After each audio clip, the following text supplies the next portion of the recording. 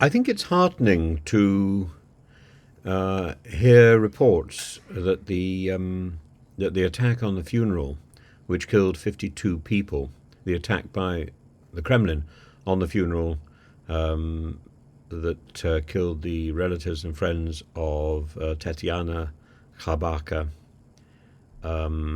in Kupiansk district in the village of Hroza.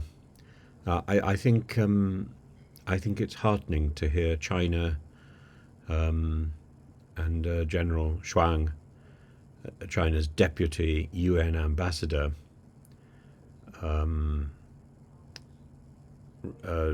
finding the civilian casualties of the attack concerning. I think he's quite right, and Dmitry Peskov, of course, the Kremlin spokesperson, has denied that on Friday Russia was responsible for that attack. But at the same time, Russia's UN ambassador, Vasily Nebenzia, has said that neo-Nazis and military-age people were at that funeral, and that there was a high-ranking Ukrainian nationalist with a lot of neo-Nazi accomplices attending this neo-Nazi concept that Russia, that the Kremlin has been pursuing really since the beginning, is absurd.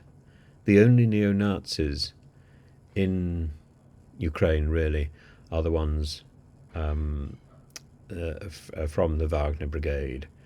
And although there are Nazi links to Second World War activism, this is all part of a sort of nationalist thing. It's not, and I don't believe, I really don't believe that Ukraine harbours a neo-Nazi, such a neo-Nazi identity or such a neo-Nazi cell. Whereas there is evidence of neo-Nazi celebrations within the Wagner Brigade. There is evidence.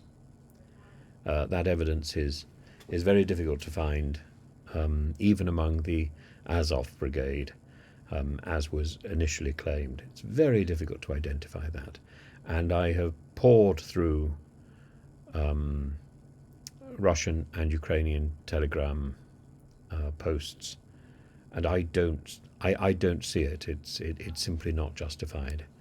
So as I say, it's very good to hear this news that China is raising an eyebrow, and overnight, by the way, Ukraine apparently has taken out 27 Russian drones. So Russia continues to throw these weapons to attack civilian sites, and with the news in Israel, I think this must act as a sort of brake on the Russian consciousness, so that so many Russians are linked to Israel anyway, and must be observing what's going on, and must be as equally horrified. And it is a way of, I hope it's a way of seeing themselves. The Kremlin can see itself, and it can see itself probably in both sides, and that's the point. The